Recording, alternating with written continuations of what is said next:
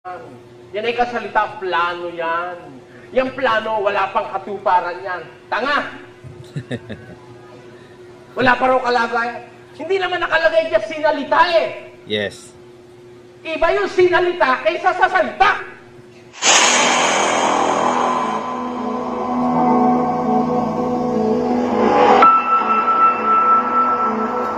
Paano sasawayin? 1.13 ng Tito.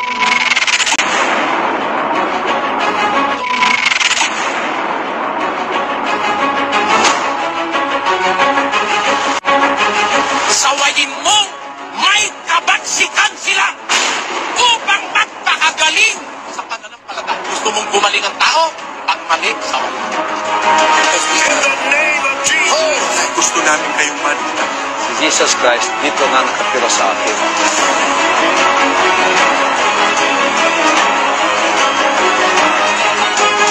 Ang pagmamahal sa kapwa, pati yung nasa labas ng iglesia nila, pinakikialamang hatulan. Sa Biblia, ang sabi ni Pablo, sa labas, Diyos ang humahatol. Pag walang kontra sa mali, lahat ng tao maniniwala sa mali.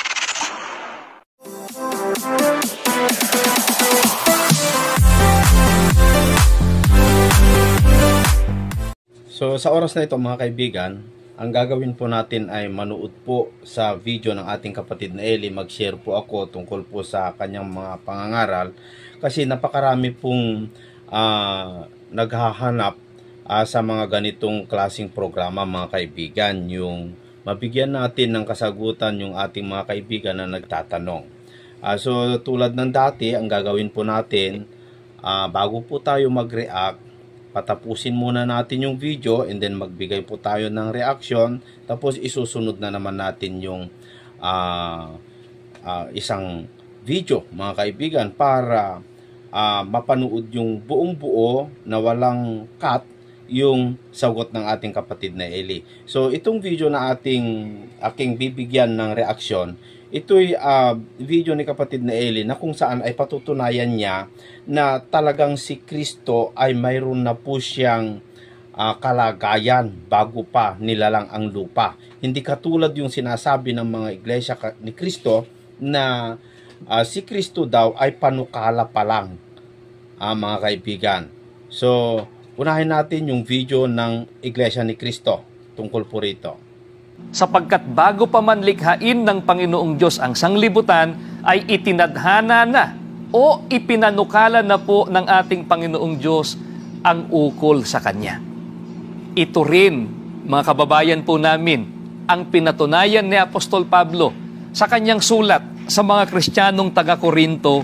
Pakinggan po ninyo ang kanyang sinasabi sa unang Korinto 2, mga talatang 2 at 7, ganitong kanyang pahayag. Ipinasya kong wala akong ipangangaral sa inyo, kundi si Hesukristo na ipinako sa krus.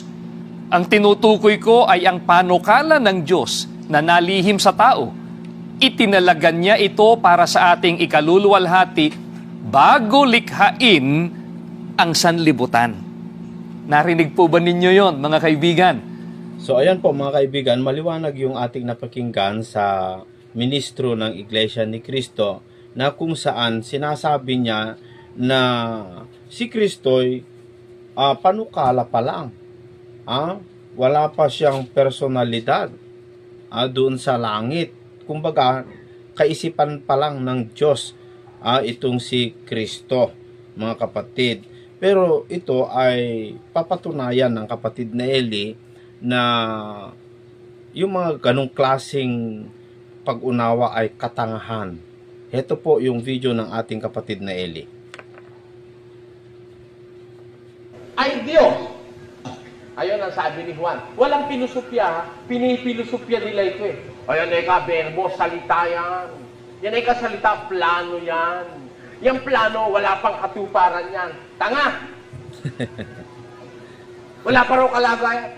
Hindi naman nakalagay dyan sinalita eh. Yes. Iba yung sinalita kaysa sa salita.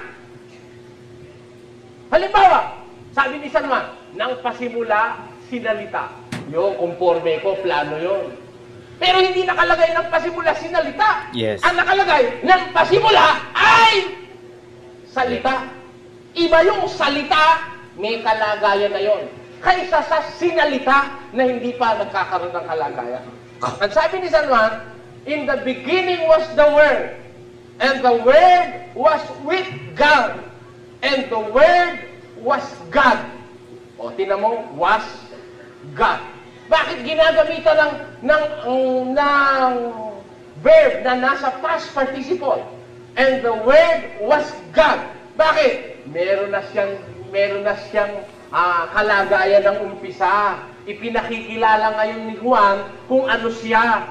Dito na sa lupa ang usapan, wala na sa langit. Nung nasa langit, He was God. And the Word was God. Kita nyo ba yung was? Hindi ba past tense na yon?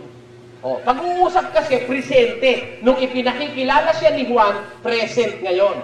There was sometime in the past, ang sabi ni Juan, in the beginning was the Word, and the Word was with God, and the Word was God. Ayun.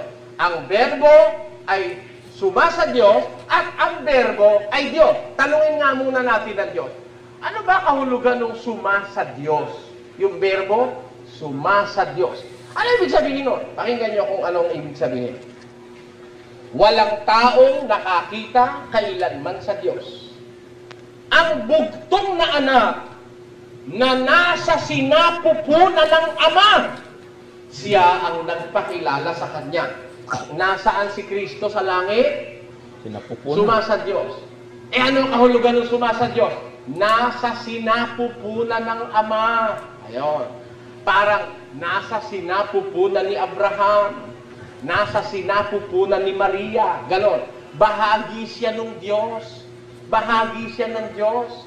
Nang pasimula, siya ang verbo.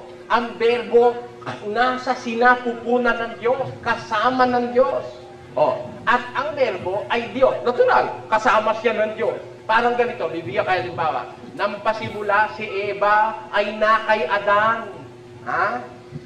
At si Eva ay tadyang ni Adan. Di ba? At ginawa siyang babae ng Diyos mula sa tadyang ni Adan. Ganon din naman, si Kristo nasa sinapupunan ng Diyos. Ngayon, kung nasa sinapupunan ng Diyos, iniluwal niya. Ha? Pinalabas niya sa kanya, sinapupunan yung verbo. Yan. Pero sa pasimula, nasa kanya yon. Bahagi ng kanyang kalagayan yon bilang Diyos. Kaya yung verbo ay Diyos. Ano katunayan? Tuloy natin. Ito rin ng pasimulay sumasa Diyos. Ang lahat ng mga bagay ay ginawa sa pamamagitan niya, at alinman sa lahat ng ginawa ay hindi ginawa kung wala siya. Kita mo, ando na ba siya? Ando na siya. Ano sasabihin mo walang kalagayan? Meron na! Nandun na! Bakit? Lahat ng bagay ginawa sa pamamagitan niya. At alinman sa lahat ng ginawa ay hindi ginawa kung wala siya. Ando na ba siya? Andun na. Napakabobo mo naman pag hindi mo naiintindihan. Ha? Wala kang magagawa kung wala siya. Yes. Kaya nakagawa, nandun na siya. Lahat ng bagay, all things were made through Him. And without Him, nothing that was made was made. Yun ang sabi ng Biblia. Lahat ng bagay, ginawa sa pamamagitan niya. At alinman sa lahat ng ginawa, hindi ginawa kung wala siya. Nandun ba siya? Nandun siya. Kaya nga nakagawa ng langit, nandun siya. Diba? Saan siya? Nasa sinapupunan siya ng Diyos. Yun ang sabi ng Biblia, who is in the bosom of the Father. Doon sa Bibliang Grego, ang nakalagay, monogenes theos.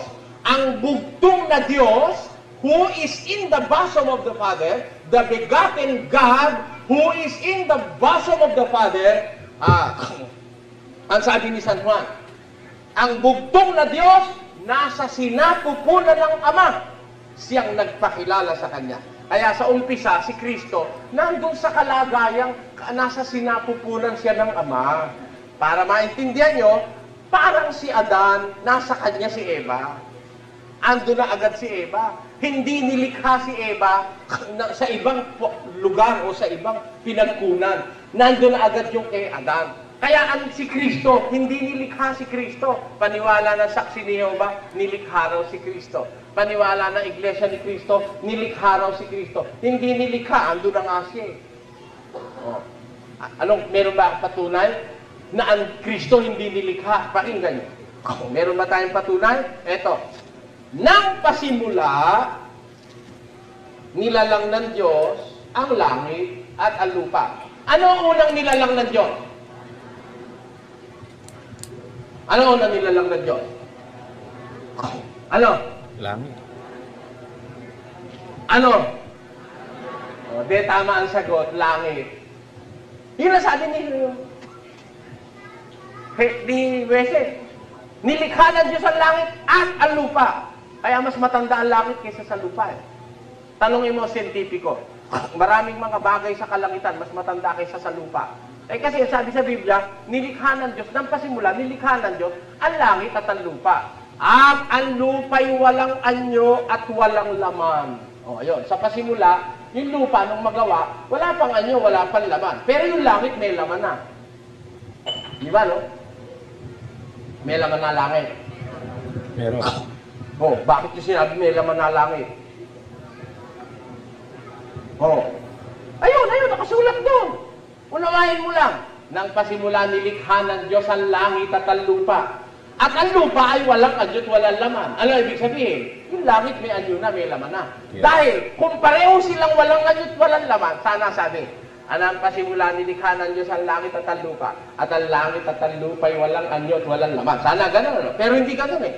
Nang pasimula, nilikha ng Diyos ang langit at ang lupa. At ang lupa ay walang anyo at walang laman. Meaning to say, nung panahong ang lupa ay wala pang anyo at wala pang laman, may anyo at may laman na ang langit. Okay ba? Yes. Hindi. Kaya niyong tindigan sa diskusyon. Dapat kaya niyong tindigan na talagang nung sabihin ang lupa'y walang anyo at walang laman, ang langit may anyo at may laman. Yun ang nasa Biblia, may anyo at may laman. Kaya natin yun sa tulong ng Diyos. Sa lahat ng mga ngaral, patutunayan natin, unang ginawa ang langit. Yes. Okay, kung unang ginawa ang langit, ang sabi ng Biblia, alinman sa lahat ng ginawa, hindi magagawa kung wala siya. O, di nauna pa pala siya doon sa langit. Okay ba? O, pakinggan niyo ang katunayan. Sa isang talata ng banal na kasulatan, ito, nauna pa nga siya sa langit eh. Ang katunayan, ito ang kanyang pagtatapat. Inari ako ng Panginoon sa pasimula ng kanyang lakad, bago pinasimula ng kanyang mga gawa ng una. Ako'y nalagay mula noong araw, mula nang walang pasimula, bago nilikha ang lupa. Ako'y nailabas ng wala pang mga kalaliman, ng wala pang mga bukal na sagana ng tubig, bago ang mga bundok ay nalagay, bago ang mga burol ay ako'y nailabas. Samantalang hindi pa niya nililikha ang lupa, ni ang parang man, ni ang pasimula man ng alamok ng sanlibutan, ng kanyang itatagang langit, nandoon ako. Okay ba? O, di ba? Nang itatag niya ang langit, nandun ako. He is a witness in the establishment of the firmament or the heavens. Witness siya, saksi siya. Kaya ang sabi ng Apokaliptikong si Juan, ang mga bagay na ito'y sinasabi niya tapat at totoo, ng saksing tapat, ng pasimula, ng paglalang ng Diyos. So, kita mo, si Kristo ang saksing tapat, nakasaksi ng pasimula, ng paglalang ng Diyos. Pagkatapos, sasabihin mo, tao lang si Kristo, napakalaking pagkaligaw lang nangyari sa imo. Di ba? Malaki diferensya.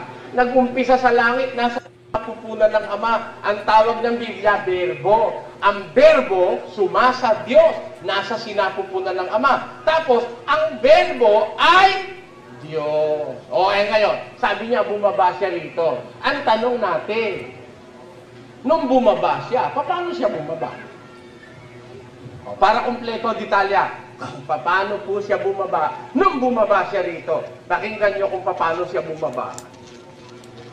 Sa 10 ng Ebreo, versikulo 4 hanggang 7, ganito ang sinasabi ng kasulatan. Sapagkat di maaari na ang dugo ng mga baka at mga kambing ay makapag-alis ng mga kasalanan. Kaya, pagpasok niya sa sanglibutan ay sinasabi, hain at handog ay hindi mo ibig, ngunit isang katawan ang sa akin ay inihanda mo. Ayun. Hain at handog, hindi mo ibig. Ngunit isang katawan ang inihanda mo para sa akin. Ang wika ni Kristo sa hula, ipinaghanda pala siya ng Diyos ng isang katawan eh. Eh ano ngayon ang sabi? Nang magkagayo'y sinabi ko, narito, ako'y pumarito sa balumbo ng aklat na nasusulat tungkol sa akin upang gawin, O Diyos, ang iyong kalooban. Kaya pala, pagparito niya, ipinaghanda siya ng Diyos ng isang katawan. Eh, anong klaseng katawan? Yun ang tanong. Ipinaghanda pala siya ng Diyos sa isang katawan. Baka naman katawan ng puno. Ha? O baka naman kaya yung katawan ng baka. O, kagaya nung sinasamba ng mga bumbay. Baka naman si Kristo inilagay sa isang katawan ng kalapate. Ang sabi sa hula, ipinaghanda mo ako ng isang katawan. Eh, anong katawan? Nakinggan niyo kung anong klaseng katawan. Nang pasimula, siya ang berbo. At ang berbo ay suma sa Diyos at ang berbo ay Diyos. At nagkatawang tao ang berbo at tumahan sa gitna natin. At nakita namin ang kanyang kaluwalhatian gaya ng sabugtong ng Ama na puspos ng biyaya at katotohanan. Ano po ang sabi sa Biblia? Kaliwanag eh. Nagkatawang Tao. ano ho? Tao. Ayan. Tao ba? Oo. Nagkatawang tao ba? Tao. Hindi. Nagkatawang tao eh. Tao ba? Hindi. Bakit? Eh, nagkatawang tao eh. Eh, alin ang tao? Yung katawan. Yes. Nagkatawang tao. Anong katunayang hindi tao? Nagkatawang tao lang. Pakinggan nyo sa isang talata ng Pilipos. Ganito ating mababasa. Magkaroon kayo sa inyo ng pag-iisip na ito'y na kay Kristo Jesus din naman. Na siya, bagamat nasaan yung Diyos, nasaan yung Diyos ha? Ay hindi niya inaring isang bagay na nararapat panangnan ang pagkapantay niya sa Diyos. Kundi bagkos, hinubad niya ito. Nag-anyong alipin na nakitulad sa mga tao. Kaya nag-anyong tao, nagkatawang tao. Si Kristo, nagkatawang tao. Kaya ayun na ngayon. May katawan na. Anong klaseng katawan? Katawan tao. Eh, anong klaseng katawan tao? Pakinggan niyo kung anong klaseng katawan tao. Para kumpleto. Nang matapos na ang araw ng kanyang paglilinis. Eto sabi. At nangyari nang maganap na ang araw ng kanyang paglilingkod. Mo na, 2 yun. At nangyari nang makaraan ang 8 araw upang tuliin siya, tinawag na Jesus ang kanyang pangalan. Nagkatawang tao siya. Anong klaseng tao? Ha? Lalaki. Lalaki. Di ba? Yes. Tinuli eh. Di ba? Kailan tinuli? Nang 8 araw. Ayon sa kautusan ni Moises. Bakit? Tuloy natin ang basa. At nang maganap ang mga araw ng kanilang paglilinis alinsulod sa kautusan ni Moises, kanilang dinala siya sa Jerusalem upang iharap siya sa Panginoon. Ayon sa nasusulat sa kautusan ng Panginoon, ang bawat lalaking nagbubukas ng bahay bata ay tatawagin banal sa Panginoon. Kaya si Kristo, nagkatawang tao sa anyo ng isang Tao. lalaki. Lalaki. Kompleto na, no? Nagkatawang tao, lalaki. Ngayon, may Diyos ba eka? May Diyos bang tinutuli? Eh kung di ka ba naman tanga, yung Diyos ba tinuli? Sira ulo mo kung magtanong. Kung Diyos kayaan, kung yan kay Diyos, may Diyos ba tinutuli? Kung di ka ba naman tanga, ginagamit mo sana utak mo kahit kapiraso. Bakit? Alin ba tinuli? E di yung katawang tao. So ayan po mga kaibigan, naputol yung video na atin pong nakita mga kaibigan, pero napakaganda yung pagsagot ng ating kapatid na Eli tungkol po doon sa issue ng mga Iglesia ni Cristo, na si Cristo ay panukala lang, wala pa siyang kalagayan nung nasa langit. Pero mali talaga mga kaibigan mali talaga yon, kasi si Cristo siya yung dahilan kung bakit nilalang ng Diyos ang lahat ng mga bagay. Anak niya kasi, nilalang ng Diyos ang lahat ng mga bagay. Doon po sa Colosas 1:15, makikita natin mga kaibigan, dito po sa Colosas 1:15, sabi dito ni Apostol Pablo na siya ang larawan ng Diyos, si Kristo, na di nakikita, ang panganay ng lahat ng mga nilalang. Lahat ng mga nilalang. Sino yung mga nilalang na yon? Na mas nauna pa ang ating Panginoong Hesukristo kaysa sa mga lahat ng nilalang. 16, sapagkat sa Kanya nilalang ang lahat ng mga bagay, sa sangkalangitan, sa sangkalupaan, na mga bagay na nakikita, at ng mga bagay na di nakikita, maging mga luklukan o mga pagsakop o mga pamunuan o mga kapangyarihan. Lahat ng mga bagay ay nilalang sa pamamagitan niya at ukol sa Kanya. So maliwanag po dito mga kaibigan at mga kababayan, na si Kristo po ay hindi talaga totoo na siya ay panukala lang, gaya ng sinasabi ng Iglesia ni Cristo, mga kaibigan. So maliwanag po yan, si Kristo mayroon na po siyang kalagayan sa langit, pero nung bumaba dito sa lupa ay nagkatawang tao o nag-anyong tao, nakitulad sa tao. So hindi siya tao. So tama yung paliwanag ng ating kapatid na Eli. Meron pang gusto kong ipakita sa inyo na video, i-share. Ang panalangin ng Iglesia ni Manalo, ay kikilabutan ka. Kulang na lang utusan ng Diyos na yung kaaway nila durugin. Pakinggan nyo panalangin ng Iglesia ni Manalo. Huwag mong pabayaan ang aming tagamamahal ng pag-aaral. Ama! Ama! Ama, huwag mong pababayaan ang kapatid na Eduardo Manalo! Ama! Para sa Iglesia! Ingatan mo! Awaran mo!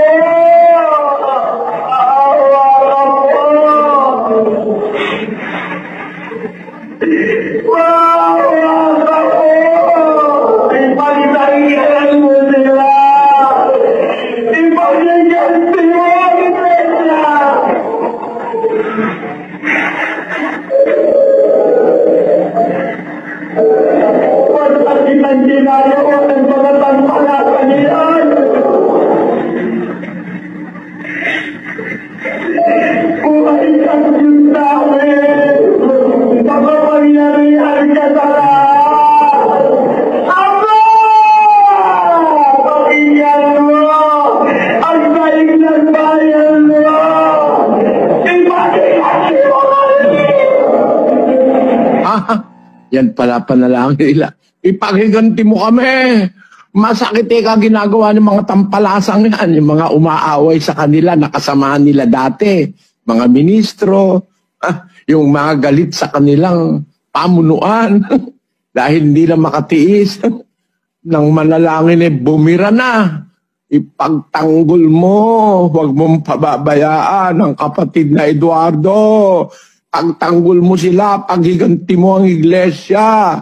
Masakit ang ginagawa ng mga tampalasang yan. Ipaghiganti mo kami. Ganun ba panalangin inutos ni Kristo? Magkaiba kayo kay Kristo. Kaya iba talaga yung Kristo nila, no, kapatid na Josel. Iba Kristo ni Iglesia ni Manalo, di ba? Opo. Sa sinabi pa lang po, direkta na pong kakontra ng turo ng Panginoong Hesukristo. Ang Panginoong Hesukristo, pati kaaway, pati mismong mga nagpako sa kanya na hindi alam po ang ginagawa. Ipinanalangin po napatawarin ito namang mga ito. Ipaghiganti mo kami dito sa mga ito. O naman, hindi tunay na Diyos ang dito.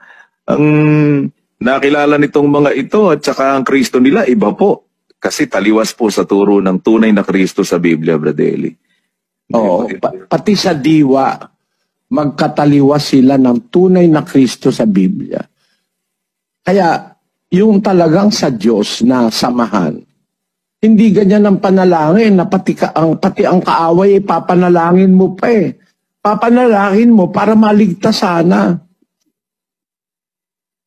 Mo na paghigantihan sila ng Diyos. Alam mo kasi kapatid na Daniel, kahit hindi ka manalangin sa Diyos na ipaghiganti ka, may gagawin ng Diyos yun kung talagang tama Igaganti ka talaga, sabi ng Diyos yun Akin, ibigin nyo inyong kaaway. Sabi niya. Tapos, huwag kayong gaganti ng masama sa masama. Huwag kayong maghigantihan. Ibigin ninyo ang inyong mga kaaway. Bigyan yung daan ang galit ng Diyos. Kapagkat nasusulat, akin ang paghiganti. Ako gaganti, sabi ng Panginoon. Dapat mo pa bang iutos sa Diyos na manalangin ka? Iganti mo kami. Nagsabi na nga siya, bahala siyang gumanti. Ang nasa iyo, puot, laban sa kapwa mo tao. Gusto mo sila mapahamak. Samantalang sa Biblia, dapat yung kaaway mo, ipanalangin mo pa sa Diyos, mamagitan ka at dumaing ka para sa lahat ng tao, pati sa kaaway. Dito mga kaibigan, nakikita natin na talagang napakarami pong mapulot na aral sa mga video paliwanag ng ating kapatid na Eli. Kaya hindi ko masisisi yung mga tao na laging nagtatanong sa atin kung meron bang video ng kapatid na Eli na ganito, meron bang video ni kapatid na Eli na ganito. Hindi natin sila masisisi mga kaibigan. So bago po natin sagutin yung isa sa ating kaibigan na nagtanong sa isang katanungan na video ng ating kapatid na Eli, meron pang gusto kong ipakita sa inyo na video i-share. Ito po ay video, ito po ay tanong ng isang Katoliko. Ayaw umanib pero tinanong niya kung pwede po ba siyang maligtas. Napakaganda po ito mga kaibigan. Panoorin natin.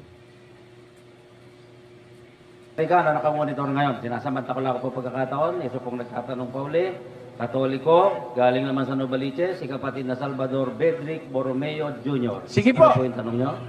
Magandang gabi po, Brother Eli. Magandang gabi po. Ako po ay isang Katoliko at nanonood pa ako ng maraming religious programs. Kaya lang po, sa dating daan po ako, nag-google na ng maraming panahon. Ang tanong ko po, Brother Eli, ano po bang isang bagay ang dapat gawin ng isang tao para maligtas? Kahit siya po ay, kahit anong reliyon pa ang kinakasaliban niya. Hindi pwede natin sabihin sa Diyos yun. Diyos, iligtas mo ako kahit saan ako nandun. Ang sa Diyos po, sumusunod sa Diyos. Sabi ni Kristo sa 12:26 ng Juan, pakinggan nyo. Kung ang sino mang tao ay naglilingkod sa akin, ay sumunod sa akin. At kung saan ako naroroon, ay doon naman doroon ang lingkod ko. Kita nyo, ang pagsunod kay Kristo, kahit saan siya pumunta, doon ka rin. Hindi pwedeng kahit saan ka. Ang dapat, kahit saan siya, susunod tayo. Yun po ang katalagahan ng pagliligtas. Kung gusto mong iligtas ka ni Kristo bilang tagapagligtas, kahit saan siya, susunod ka. Tanungin natin ang Biblia, asan po ba si Kristo? Saan siyang relihiyon? Saan siyang samahan? Pakinggan nyo sa Sa Ebreo 10:21, basa. At yabang may isang dakilang saserdote na pangulo sa bahay ng Diyos. Ayon. Nasa bahay Y teniendo un gran sacerdote sobre la casa de Dios. Sabi ng Bibliang Kastila, nasa bahay ng Diyos si Kristo. Siya ang dakilang saserdote sa bahay ng Diyos. Alin po yung bahay ng Diyos? Unang Timoteo 3:15, pakinggan nyo. Ngunit kung ako'y magluwat ng mahabang panahon, ay upang maalaman mo kung paano ang dapat sa mga tao na ugaliin nila sa bahay ng Diyos. Alin po yung bahay ng Diyos? Na siyang iglesia ng Diyos. Ayon, ang iglesia po ng Diyos. Yung iglesyang nasa Biblia, yun ang bahay ng Diyos. Doon saserdote si Kristo. Hindi po yung iglesia ng Diyos ni Maximino Nieto sinasabi ng Biblia. Yung iglesia ng Diyos na nasa Biblia. Hindi yung iglesia ng Diyos na nagdemanda sa atin sa Court of Appeals at saka sa Supreme Court. Hindi yung iglesia ng Diyos na mga Pilipino yan eh. Yung iglesia ng Diyos na sinasabi ng Biblia, yung mga Kristiyanong, Ebreo at Hintil noong unang siglo, 2,000 years ago. Nandun po si Kristo sa loob ng iglesia. Kaya kung gusto mong maging dapat sa Diyos, papasok ka sa iglesia pag nakarinig ka ng aral. Ngayon, yung hindi nakarinig, hindi naman sila inuobliga. Yung mga namatay sa bundok, yung mga ermitanyo, bahala na ang Diyos sa kanila. Hindi natin sinasabing hindi sila maliligtas. Pero kung nakarinig ka, lalo na kayong naririto ngayon, mag-isip-isip kayo. Pananagutan nyo na sa Diyos. Pag hindi pa kayo naniwala, nandyan ang Biblia, mga kapatid, na binabasa namin sa harapan ninyo. Maraming salamat sa iyo, kapatid. Wala na po tayong... Tayo po'y wala na raw oras. Kailangan po, brother. So sa ganda ng mga paliwanag ng ating kapatid na Eli tungkol po sa Biblia, marami ka talagang napupulot na aral, mga kaibigan. Maraming nagtatanong sa atin kung may mga video po ba si kapatid na Eli tungkol po sa mga duwende. Kaya na lamang po yung tanong ng ating kaibigan na si Bam Bokiti. Sabi niya, Brother Esel, meron bang turo si Brother Eli tungkol sa mga duwende, diwata at iba pang elementong lupa? Sabi niya, pati na mga albularyo na nagsasabing nakakakita nito at naggagamot o nanggagamot. Alam niyo mga kaibigan, mayroon po kung napanood na video ng kapatid na Eli tungkol po doon, pero hindi ko po mahanap, mga kapatid. Pero isa sa mga kanyang sinabi, at ako po'y naniniwala naman, mga kaibigan, sa kanyang mga sagot tungkol po dyan, yung duwende, yung diwata, mga haka kasi yan eh, mga kathang isip lang yan eh. Hindi po yan mga totoo, mga kaibigan. Wala pong mga katotohanan yan. Yan yung mga kathang isip. Kung bakit meron po silang nakikita na mga duwende, mga diwata or kapri or tikbalang o ano paman, mga kababayan, ito kasi yung mga iniisip ng mga tao sa kanilang katha. Ito yung kathang isip. Sabi ni Apostol Pablo sa mga taong naniniwala sa mga ganung bagay, mga kababayan, dito po sa libro ng unang Timoteo, kapitulo 1, versikulo 4, ganito ang ating mababasa sa sinabi ni Apostol Pablo. No? Sabi niya dito sa verse 4, ni huwag makinig sa mga katha at sa mga kasaysayan ng mga lahi na walang katapusan, na pinanggagalingan ng pagtatalo at hindi ng pagkakatiwalang mula sa Diyos na nasa pananampalataya, ay gayon din ang ipinamamanhik ko ngayon. So sabi ni Pablo, huwag kang maniwala sa mga katha. No, wag kang makinig, wag mo silang pakinggan yung mga nagsasabi ng mga katha na may duwende, may sirena, may syokoy, may tikbalang, ano pa man yon. yung kabayo daw ang kanyang katawan at kanyang paa ay tao, no? Yung sirena ay babae na maganda na may buntot. Bakit babae lang? Yan yung mga katha, mga kababayan, ano? Yung duwende, matangos daw ang ilong, at matarik yung kanyang ulo, yung kanyang mga paa, kanyang mga kuko matatarik, mga kababayan. Yun ay yung mga katha na nasa Biblia, mga kababayan, no? So, kung bakit po mayroon pong mga nakikitang ganon, mga kababayan, alam nyo, si Satanas po kasi, mga kapatid, ay makapangyarihan yan eh. Yung mga taong naniniwala sa katha, sinasakyan po ni Satanas. Sinasakyan niya. Ibig sabihin, para maniwala ang tao kung bakit yung mga albularyo nakakakita sila ng mga ganong itsura, si Satanas kasi sinasakyan niya yung kanilang pag-iisip. Sinasakyan niya. Si Satanas dito po sa libro ng Ikalawang Korinto, Kapitulo 11, sa versikulo 14, mga kaibigan, sabi po ni Apostol Pablo dito na si Satanas ay kaya niyang, sabi dito, at hindi katakataka sapagkat si Satanas man ay nagpapakunwaring anghel ng liwanag. Hindi malaking bagay nga na ang kanyang mga ministro naman ay nagpapakunwari na waring ministro ng katwiran na ang kanilang wakas ay masasang-ayon sa kanilang mga gawa. Si Satanas, sabi dito sa verse 14, ay hindi daw katakataka sapagkat si Satanas ay kaya niyang mag-anyong anghel ng kaliwanagan. So kaya ni Satanas na maging anyo kung gusto niya. Anyo siya ng anghel ng liwanag. Doon pa sa 1 Peter chapter 5 verse 8, si Satanas ay anyo gaya ng layon, mga kaibigan, na umuungal, ano? Kayo'y maging mapagpigil, kayo'y maging mapagpuyat. Ang inyong kalaban na dyablo na gaya ng leon umuungal ay gumagala na humahanap ng masisilan niya. So, si Satanas ay kaya niyang mag-anyo kahit anyong layon.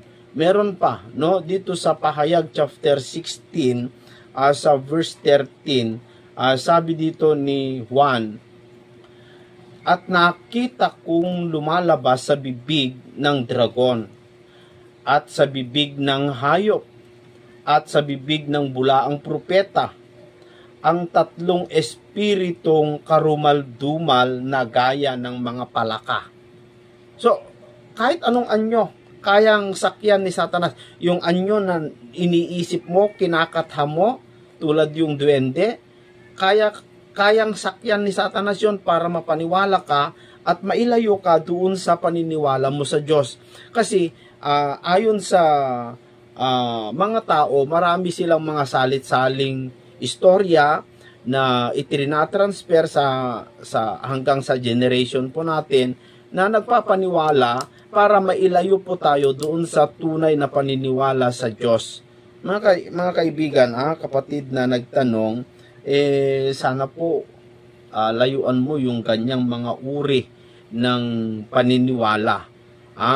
Ang sa Diyos, mga kaibigan, ay hindi po naniniwala sa mga salit-saling sabi. Salit-saling sabi kasi yan mga kaibigan, salit-saling istorya. Dito sa 7, Marcos versikulo 5, sabi dito, at siya'y tinanong ng mga Fariseo at ng mga eskriba, bakit ang iyong mga alagad ay hindi nagsisilakad ng salit-saling sabi ng mga matatanda? So yung mga alagad ay hindi po lumalakad sa mga salit-saling sabi ng mga matatanda. Sa verse 8, nilisan ninyo ang utos ng Diyos at inyong pinanghahawakan ang salit-saling sabi ng mga tao. At sinabi niya sa kanila ni Kristo sa mga Fariseyo, totoong itinakwil ninyo ang utos ng Diyos upang mangaganap ninyo ang inyong mga salit-saling sabi. So, yung salit-saling sabi, isa sa mga ginagamit ni Satanas para itakwil ang tao ang mga kautusan o salita ng Diyos. So, instead na maniwala ka sa salita ng Diyos, instead na maniwala ka sa kautusan ng Diyos, ang nakakover doon po sa unawa mo ay yung mga salit-saling sabi ng mga matatanda, yung mga istorya na walang katuturan, na pinagtatalunan ng karamihan na wala namang kabuluhan, mga kaibigan. Yun po yung mas higit na pinapaniwalaan ng tao. Kaya yung salita ng Diyos na itatakwil dahil sa mga salit-saling sabi na yan.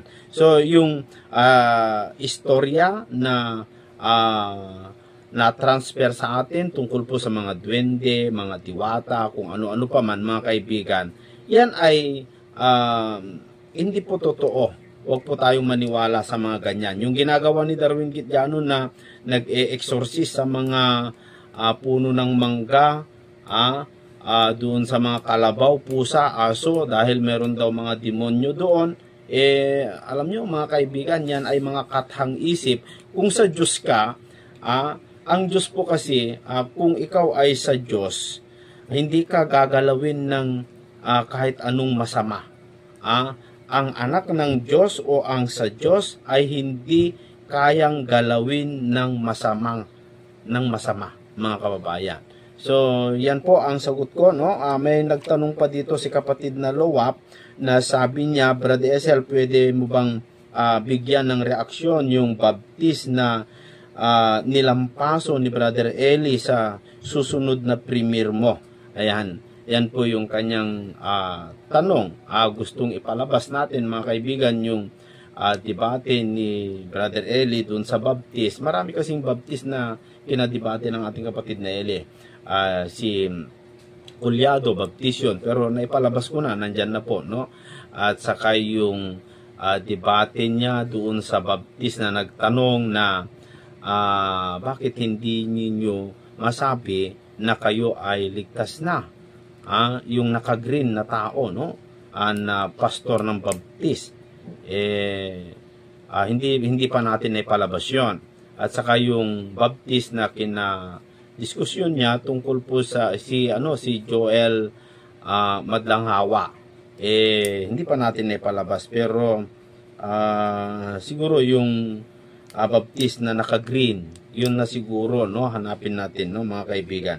Si kapatid na Jeff, tanong niya kung kailan lilitaw ang halimaw o yung beast, yung hayop, no? Kung kailan lilitaw. Napakagandang tanong yan, no? Kapatid na Faye Jeff, napakagandang tanong po yung itinanong mo.